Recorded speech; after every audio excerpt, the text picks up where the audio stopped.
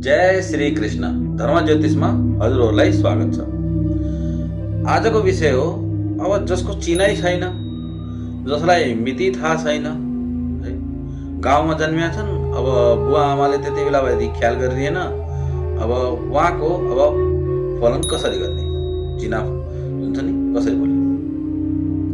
प्रायः जसो ज्योतिषीहरूले यस्तो अवस्थामा प्रश्न कुण्डली बनाउँछन्। जब व्यक्तिले क्वेसन गर्छ, प्रश्न गर्छ, त्यो समयको हामीले कुण्डली बनाइन्छ, चिना बनाइन्छ।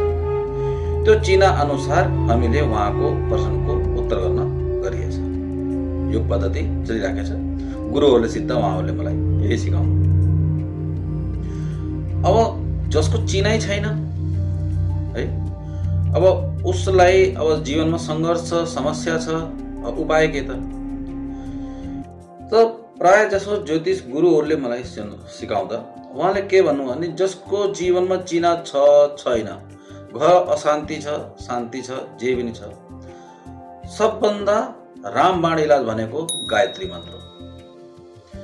हाम्रो जुन छ नि सनातन संस्कृतिमा प्राय गुरुले शिष्यलाई वर्तमान गर्दा गायत्री मन्त्रको दीक्षा दिने चलन छ। गायत्री मन्त्र माथि उल्लेखित छ। प्राय जसो सबैलाई आउँछ गायत्री मन्त्र त सामान्य मन्त्र।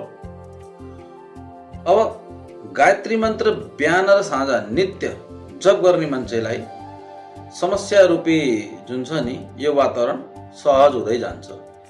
जस्तो बाहिर वर्षा त भइराखेको छ, सबैलाई भएको छ, कसैको घर राम्रो छ नराम्रो, सबैलाई वर्षा त भइराखेको छ, तर छाता रूपी गायत्री मन्त्रले आफूलाई बचाव गर्न सकिन्छ। छिटा त फेरि पनि खुट्टामा पर्छ, अब समय ठिक छैन, अनुकूल छैन त छिटा त पर्छ, तर गायत्री मन्त्रको धेरै उपासना छ, धेरै ठुलो महत्त्व छ गायत्री मन्त्रको। बिहान साँझ जप्नुहोस्। जीवनलाई हजुरले उन्नतिमा लिएर जाने हो भने, विद्यार्थीहरूलाई एकदम राम्रो प्रगति गर्ने हो विद्यामा भने, गायत्री मन्त्र हजुरहरूलाई कल्पवृक्ष रूपी एउटा आशीर्वाद हो।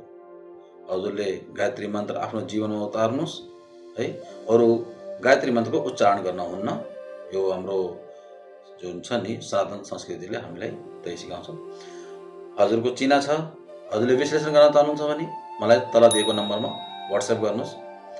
हजुरले मलाई आफ्नो date of birth time WhatsApp गर्नु हो भने मैले बोल्ने कुरा अर्को भिडियोमा हजुरलाई सामान्य कुरा बोल्न सक्छु। तर यदि केही जटिल कुरा छ भने म पर्सनली हजुरसँग त्यसको बारेमा बोल्न सक्छु। जय श्री कृष्ण।